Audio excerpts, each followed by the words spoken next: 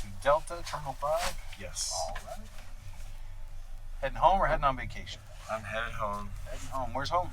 Washington State. Oh, okay. I West Coaster, huh? Yeah, I lived in Logan Square for like 4 years and then moved out to Washington State last summer. So. Oh, okay. So you from here originally, or? I'm from here originally, yeah. Okay. I actually grew up in California. Oh, so we're the reverse. Exactly. You took my place out there, I guess. How long have you been out here for? I moved here at end of 2018, so like 6 years. It'll be 6 years into the October, actually. It's a good amount of time. Do you miss the West Coast? All day, every day. Yeah. All day, every day. Yeah. I bet. Yeah, because I actually like warmer weather personally. Okay. Yeah, so it's really I'm very much like half the year. I'm like, oh no, it's way too cold for me. Like basically starting now, it's too cold for me. Yeah, and I'm like northern Washington, like 20 minutes from the Canadian border on the coast. Yeah, okay. So like even north of Seattle. Yeah. And like even that was like the mildest, best winter. Oh, sure. We've ever had compared to like Chicago winters. Oh yeah, that's so fun. Just being on the Pacific, it's such milder conditions. Mm-hmm. So I can't even imagine what it was like in California where you were at. Oh yeah. This is winter. This is winter where I grew up. Yeah, that's wild. That's so different. Yeah, and this is like, you know what? I might not go outside today in winter. Wow. Yeah. That's so crazy. I'll stay in with some soup or something. Yeah, it's so funny. Yeah, because you come out here and they're just like, it's gonna be -10 with a wind chill. Good luck. So, yeah. Yeah. So what brought you out here then? My daughter. So her mom is from here. After her mom and I broke up, she came here with my daughter. I work in tech from home and I do this. I'm a comedian. So I was like, I guess I'll just come to Chicago. I might as well. Nice. Yeah, so it all worked out so far. It's been 6 years. She'll be 18 in 8 years. So then I can go back. Then you'll go back. Yeah. I tell her the day you're 18, I'm heading back. I'll get you a ticket anytime you want. But, yeah. Sacrifices you make for parenthood. Exactly. What brought you to the West Coast? What made you go out to there? I've just always had the itch to move out to the mountains. Oh, sure. And we're in a really cool area because the mountains are an hour and a half to the east, but we're right on the coast, so it's really cool area.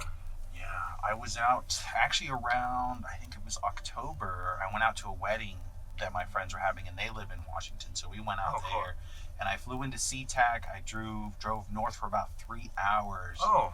Yeah, so probably right around your area. Do you know the name of the town? I wish I did. We didn't even go into a town. We stayed at like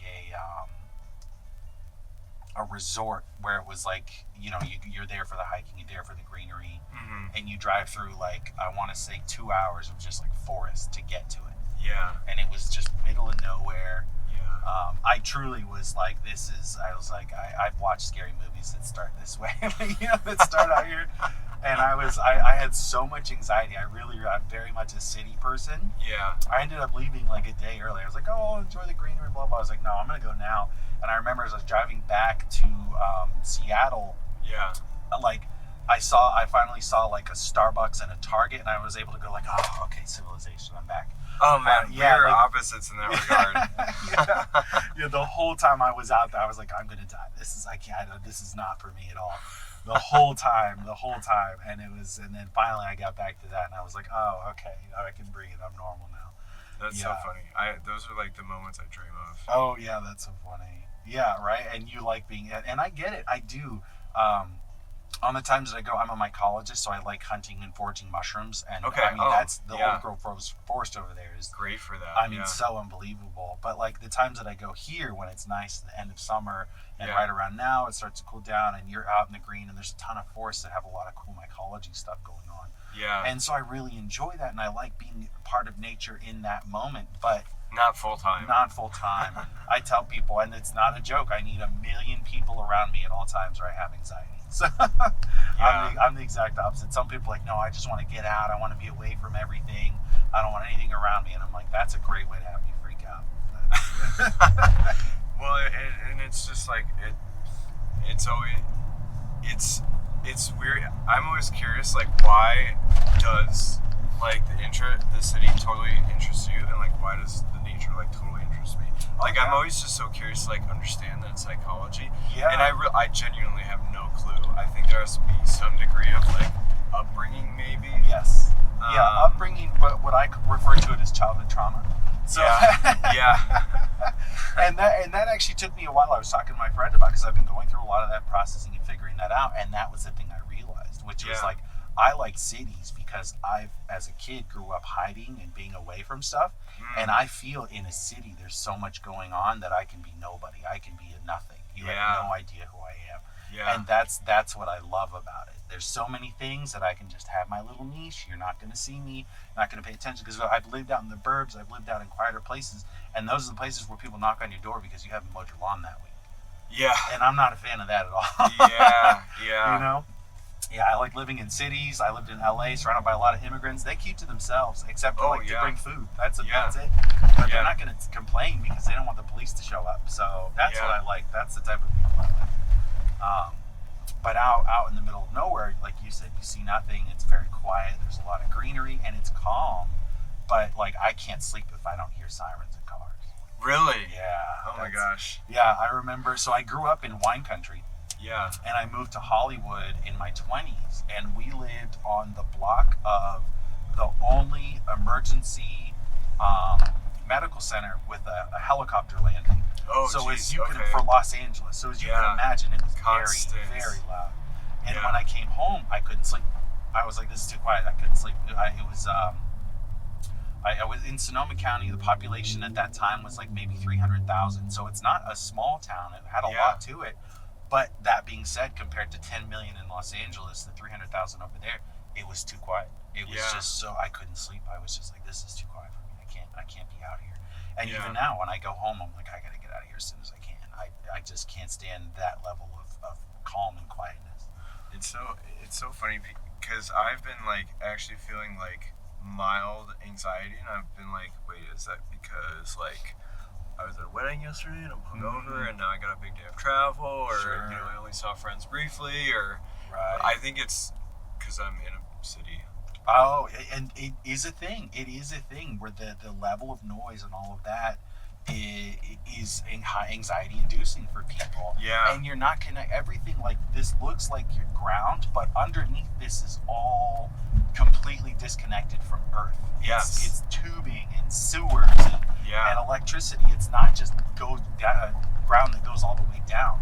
Yeah. And so that disconnection, I think humans feel it. You know, I think there's part to it.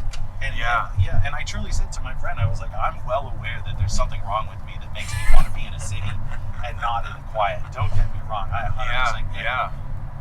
But that it's just how I am, and you know, I well, and honestly, I think like more people are like on your side of the spectrum than like my side of the spectrum. I think most people really do love the cities and the hustle and bustle and just like the energy of cities. Like that is definitely like the more common trait. At least growing up in Chicago, on your side of the spectrum is way more common.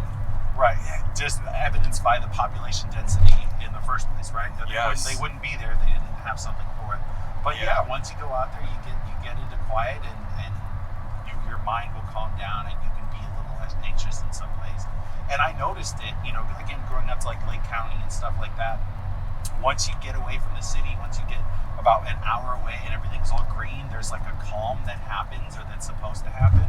And I noticed it. But again, you know, I grew up thriving on chaos, so there was a lot of chaos, and I still had to thrive. So that's what I look for. That's kind of the environments that I like, that feeling, that energy of, you know, you don't know what's going to happen. You might have to dodge a bullet or two, you know. But my friend, he grew up in Lake County, and he's like, I come into here, and I live in Edgewater, so really nice, very calm area.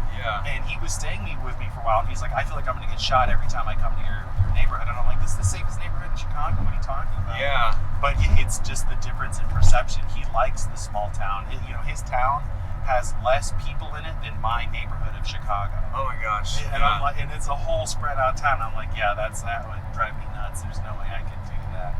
Yeah, like I live in it's called a city. It's like 100,000 people. Okay, all right, 100,000. That's Pretty small. Sure. Totally my speed though. I was like, oh god, I was like, I need to get out of Chicago to like something smaller. Sure.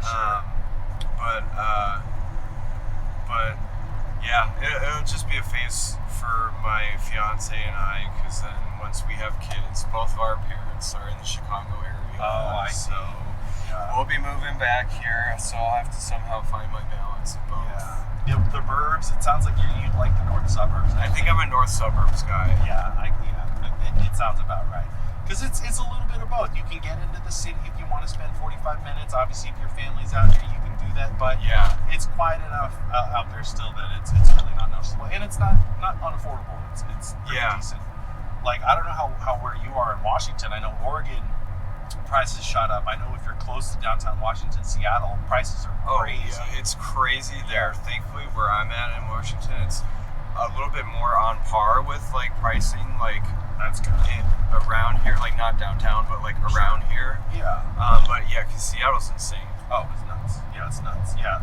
I was looking at it. Obviously, once Microsoft became big and all those tech companies, they just blew up. Amazon, all that stuff, just going out there. So yeah, it definitely did it. Again, I grew up in wine country, Silicon Valley, so they did it first. And then you just saw that whole area has completely changed. Mm-hmm. I said the most California thing you could do is move to Washington for a while. that was it. That was everybody in California went there. And then you saw the prices do it. And now here, I mean, not a day goes by I don't see 5 or 6 California plates out here. Yeah. It's just people coming up here because you're trying to be a little more affordable. If you don't mind the weather, it's great. Yeah. Well, it is, it just, I don't know, it's funny because I hear people from, I feel like every city in the U.S. talk about how people are moving in from California. Oh, yeah. I've even heard comments of that visiting friends in, like, Atlanta. Oh, yeah. Like, I hear it in Phoenix. Yeah. I hear it in Denver. So, yeah, like, I feel like everyone in the U.S. says it. Oh, yeah. It's so funny. It's just, it's just, like, a funny thing to me that, like, everyone across the country talks about this phenomenon. Oh, yeah. It's leaving California. True. Yeah, it's a thing, right? As the generations totally get older, it's like, well, when you finish college and you're like, I can't afford to live anywhere here. I can't get a house. There's no way. So you have to go somewhere else, and that's what happens. So a lot of Californians kind of spread out. Yeah. Which I think is good. I think it does rise, housing prices. But in my opinion, I think that West Coast, hey, we're here, we're all doing everything, live and let live idea, it needs to spread out a lot more. I think. Yes. Yeah. The Midwest is a lot more old school. Yes. A lot less progressive in the vibe and values here. Yes. Yeah. Once you get out of the city, and that was I think part of it too. I'm Mexican, 100% Mexican, so I like a little more culture. But once you get out to the burbs, it's a lot more monocultured out there. Which is to me, I think that's not the American melting pot, but so that they just have to get more people moving in. I think. Yeah. What do you do for work out in Washington? I work fully remote. I'm in healthcare. Nice. We audit medical claims. Oh, cool. Okay. So we work with like large insurance companies and basically make sure that hospitals and insurance are all paying everything correctly. Okay. I'm a project manager though, so I just kind of like oversee all of that. I gotcha. So it's a good gig. Yeah. And they let you work remote. They're not trying to push everybody to come to the office. Oh, it's like fully remote in the greatest way. Like the president lives in Florida, the founder lives in Buffalo, New York. Nice. My manager lives in Chattanooga, Tennessee. Okay. So it's like there isn't even an office if we were to all go in. Oh, that's wonderful. So that's good because I think like it's seeming like fully remote work is starting to really slow down. Mm-hmm. Like most recently, I heard Amazon. Yeah, they had the call to everybody come. You got to come. Yeah, starting in January. Yeah, so not that's for the just CEOs, but everybody else. Yes. Yeah. Exactly. So that just flooded the Seattle market with like job applications now. Oh yeah. So I feel like stuff like that is just like changing the tone across the board. You said you're in tech though, right? I am. You work remote, yeah. so I do. Yeah. Are you nervous of that changing, or? Yes and no. I've been remote since 2017. Oh wow. Yeah. Okay, long time. Yeah, I'm definitely noticing that there's a pushback and that they're trying to do that. 2020, obviously, huge boom. Everybody was remote. And then now there's like, well, the housing, or not the housing, but the rental markets and all that stuff started collapsing. Mm-hmm. And then you start seeing the push to come back. It started with the banks and all that stuff. And I think it's just a thing that's going to have to play out. It's probably going to go back to close to what it was. I remember when I started in tech, I was a level 1 help desk guy. You have to be on site. You have to be at the side of the desk helping people. Yeah. And the thing I wanted was like, I would talk to senior engineers that are like, I'm in Colorado and I'm here working in California or Chicago. And it was all remote. And I was like, that's what I want to get to, the senior level where you don't have to go there anymore. Yeah. And so to me, it's just, that's always going to be there. And that's great. Yeah, I do cloud stuff. So like the whole point is it's through the web. So I'm like, why would I go to the office to sign into a website? Yeah. I can do that at home. There's no reason for it. And I have a good enough argument for that it's like, most places, like I say, if you want me to come on site, if you need me to come on site, your tech is too old. It's too out of date. That's all. I'm like, I'm just not the guy for you. I'm here to make you remote, not software, not a hardware guy. Exactly. Yeah, and that like I all through COVID actually went in the office. I worked in like manufacturing. Oh, wow, okay. So while everyone was working remote, I was going in every day. Like I'd get my forehead temperature checked every day going in. It was like I didn't know anyone else that was going in the office except for me. Wow. And so I really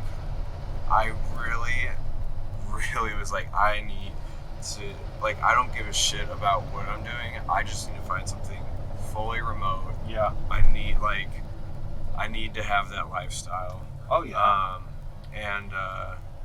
So I was like totally left manufacturing and healthcare auditing. Pretty different than what I started with. But honestly, like, it's just like the lifestyle is such an important factor. I enjoy the work I'm doing as well, which is like great. Good. But that lifestyle piece is just so important, and it's not something you really think about when you're like going through college or whatever, or when you're in your first job. But that's, I feel like I've got 2 younger sisters. One is a nurse and one's a teacher. Okay. And there is super high burnout in both teaching and nursing. Oh yeah, well they don't pay enough and the lifestyle piece. Yeah. Exactly. So it's like but a lot of the people I work with have been working fully remote for like decades. Oh, for sure. So that's one thing that's really great about healthcare is it seems to be one industry that if you're not like in a hospital system, like it's very easy to find remote work or like billing. I know a lot of medical billing. They're just like, we just have it. You work from home. It's a lot easier if you know how to type. That's really meticulousness.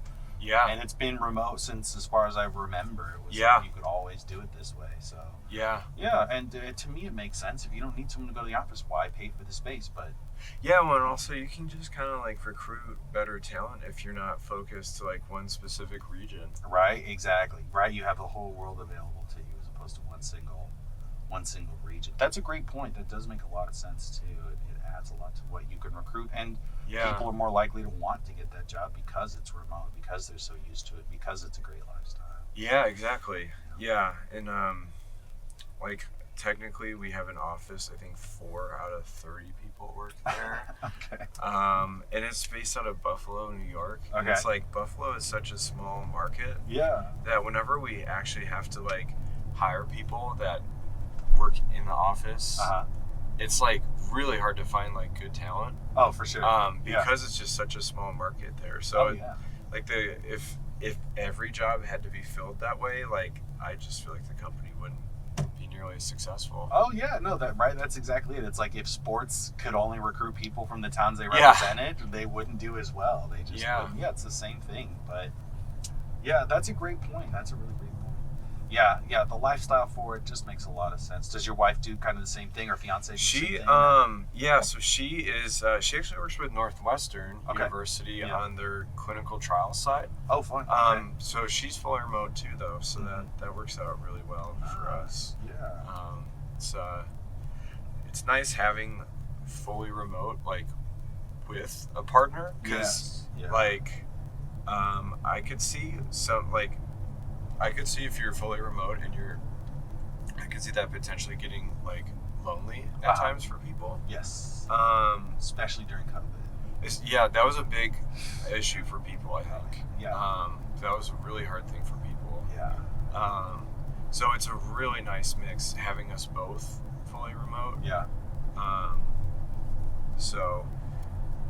Yeah, the loneliness is a big thing. I came out for my daughter, but she splits her time between her mom and here. So like, when she wasn't with me, I don't have friends. I didn't have a lot of people, like a social structure or anything like that. Yeah. So it was just me in my office, just with nothing. And I tell people, like, COVID didn't really change my day-to-day life because I was already doing that. But I don't think that's a good thing. I'm pretty sure that level of isolation was probably a problem in some way. I just don't know yet. Yeah. Well, and it's I mean, it comes with perks. Like, it certainly comes with perks, but maybe sometimes, like, you don't notice, like, the negative outcomes as easily. Oh, yeah, for sure. Like, the pros can be really nice to it, of just, like, how easy your days are, and, like, that's just really easy to recognize. Oh, yeah. But, I don't know, because I'm thinking of, like, a friend of mine now who, he used to work with a company called Epic, okay. which is in healthcare. Yeah. And so he used to, like, work with Epic, and he worked with, like, a team, and he had, like, a bit of, like, a tribe in a sense, like, knew everyone, and then he switched to being an independent consultant, and it's just like it feels very empty to him because he doesn't have a team that he's a part of. He just does his one job, and that's it. And it's like you like, hearing stories like that makes it really apparent to me, like, how important, like, having that team unit, whether you're in person or, like, just online. Sure. The one thing that's really cool that our company does is, and we're slowly starting to do it less and less, but we'll do, like, on-site trips for a few days where it'll just be, like, honestly just, like, drinking and just kind of just socializing and getting to know each other. Right. And I think a balance like that is really helpful for being fully remote. Yes.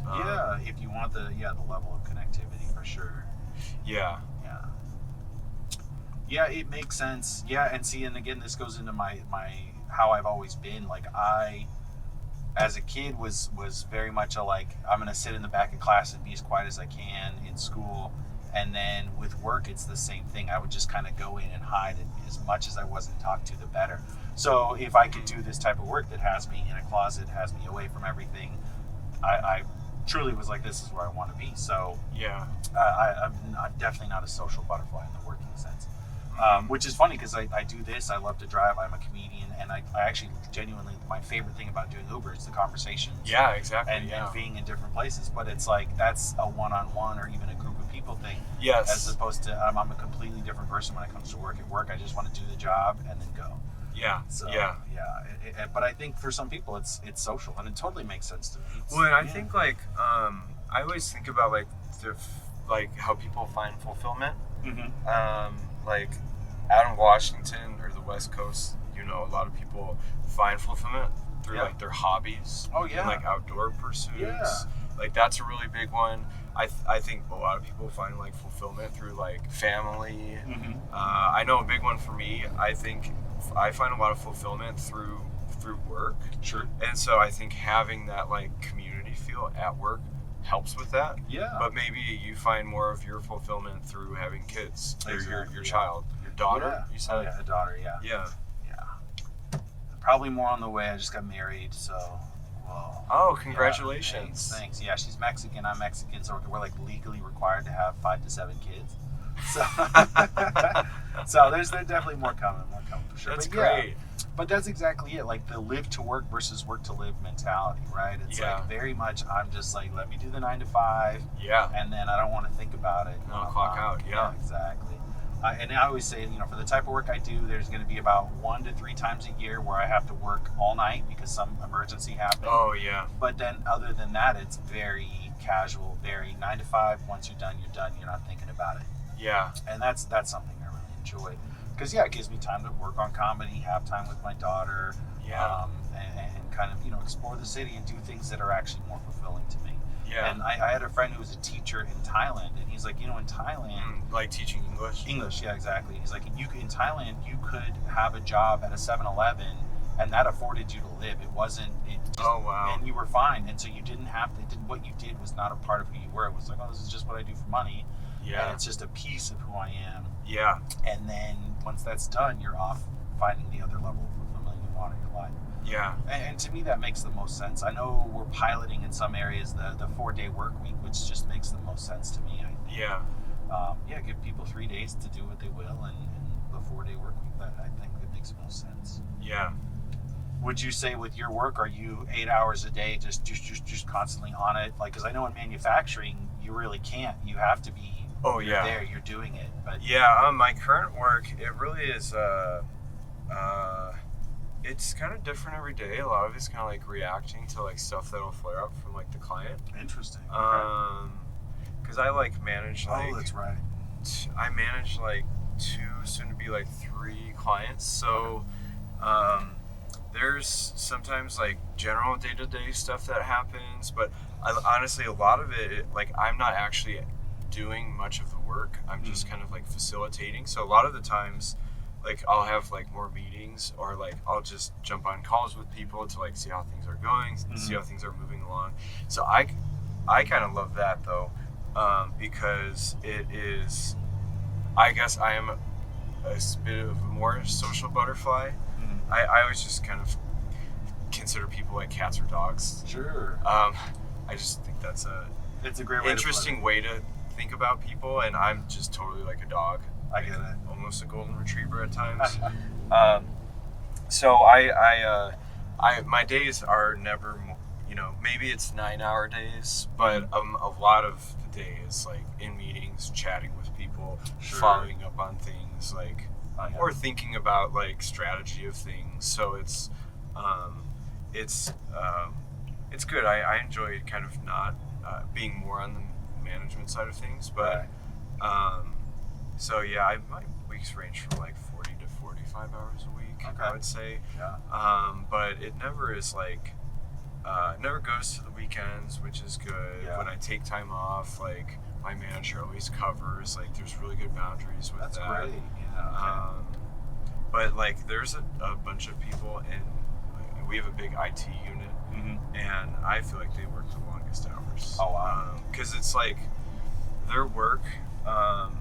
It's just like the work either gets done or it doesn't get done. Like if they're doing it or not. Sure.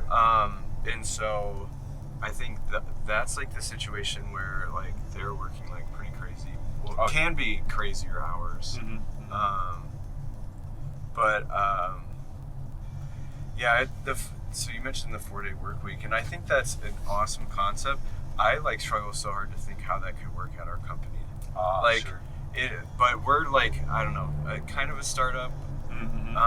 So it's, I think like with more established companies, like I've worked at previous like, larger companies, and like it could definitely make a lot of sense in some of those situations.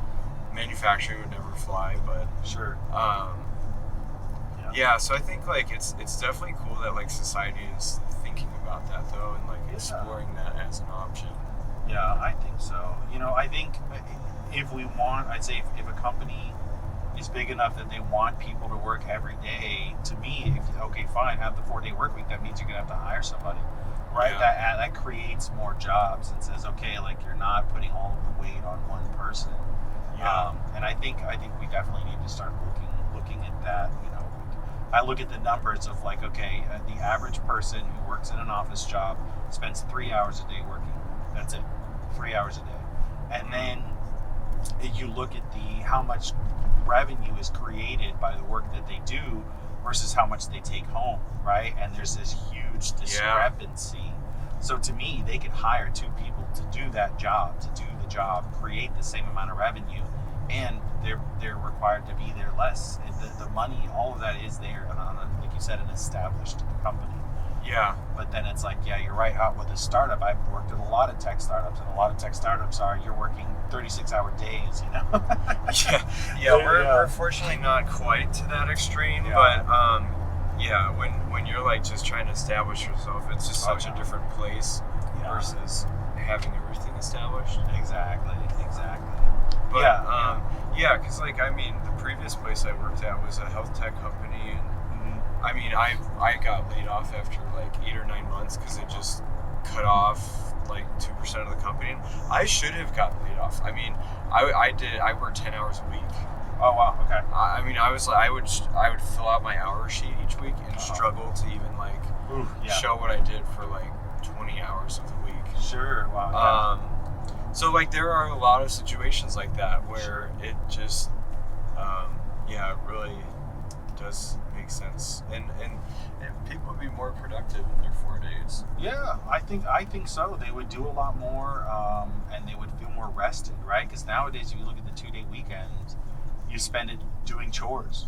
It's usually what people do. Is very little time to just relax, which I think is a huge thing. I mean, what's the biggest killer of humans right now is heart disease on planet Earth as a whole. We're working too hard, frankly. It's high blood pressure, and that leads to it. So it's like, there you go. Obviously, the diet has a lot to do with it too. Mm-hmm. But it's like, what do people, if they're so drained from working all day, drained from working 6 days a week, 5 days a week? Some people have to do 2 jobs in order to make things work, right? It's like, well, they're not going to be cooking and eating nutritious food and healthy, delicious food that's going to be good for them. They're going to go for what's fast. They're just trying to survive. Exactly. Yeah, and so it just ends up compounding, which can be very problematic. Well, and it's like they always like annually do the studies on like what are like the happiest countries. Oh yeah, and a lot of them are usually like Scandinavian countries, right? Yeah, and it just makes so much sense because like they have like universal health care. Mm-hmm. It's more of a like I don't know if socialist is the way to describe it, but it's just like a lot more equal playing ground. Oh yeah. Like taxes are higher. Yeah. There is less disparity, but overall, more basic necessities are provided. Oh, absolutely. And when you like average that across the whole country, if like in the U.S. you have people that are like struggling to like get food on the table, they're not have like that is stressful. Like they don't have insurance, like that is really stressful. So if you maybe raise taxes, overall people aren't maybe on the upper middle class aren't making as much. Oh yeah. But the lower class, lower middle, all have those basic things. Absolutely. You're gonna have a way happier country, and so 100%. It's and it's not like the money's not there. It's not like it's not there. It's just not allocated correctly, and the resources are being taken. I'm very. I would say. I tell people I'm so far left. I'm on another planet. Bernie Sanders is a moderate compared to me. Okay, so I'm just like, it's here. We have the money. We're taxing, but like we're not using it. What are we using it for? War. We're using it for all these other things. But it's like you just invested in the people. The money would come back, and it always has, and it's always shown. And like you said, if we're not worried about, people still go to the doctor with insurance and come out bankrupt. Yeah. Right? And that's like, oh my gosh. That's insane to me. That just is, it's like, why do we even have insurance? And I have insurance through my company, and it sucks. And I'm like, and I'm paying $1,000 a month for insurance, and it sucks. Why? Like, what? This doesn't make any sense to me at all. But it's also now a legal requirement, right? So it's like, how is this? It doesn't make sense. I have to pay the money, and it has to work that way. And it's just the system, but it's like we have the money, we could feed everybody. Frankly, I think just the United States alone makes enough food for 10 billion humans. Just the United States. Wow. Right? But they throw away 70%. So much of it's wasted, Yeah, and it's like, so we're just, what are we doing with this system? We're chasing money as opposed to chasing the product. I always say, like, all these car companies, they're trying to sell you a car. They're not trying to make the best car you could have. Yeah. If we had one car company that just said, we're just here to make the best car, and it's owned by the people, it's taxed in that way and provided in that way, we would just have safe cars. They would all look the same, but they would be safe cars, and they would actually achieve the whole purpose, which is to convey people to where they need to go. Yeah. Safely. That's it. When it's like, I feel like every time you something just looks weird like that, or it's like, why isn't it that way? It's like you don't even have to go more than one layer deeper. Yeah. And you just see there's just like some big company that is pulling strings. Yeah. And it drives everything. Yeah. In the country. And the one thing that always shocks me, I'm on the left side, maybe not quite as extreme as you are, how you describe yourself, but the one thing that always shocks me is when I think the Republican Party, I think pro-business, and I get so confused when the middle class are Republican. It's like that party does not favor you. It favors the big businesses that pull all the strings, and it's just like, am I just not understanding this correctly, or are all these people just like deceived? Because when I think the middle class, when I think of lower, it's the Democratic Party, and I get so confused by this. Right. And I'm just thinking about it now because obviously we have the election coming up. But it just makes no sense to me, especially hearing like economic plans that like Trump has. Like, it's all about like cutting taxes for corporations. It's just like, why are you a middle class person and plus thinking like on everybody else? Why are you thinking that is benefiting? I don't understand it at all. It's propaganda. The thing that puts it in the best perspective is if you look up or understand the reading about the Civil War, right? The Civil War that happened in the South versus the North, right?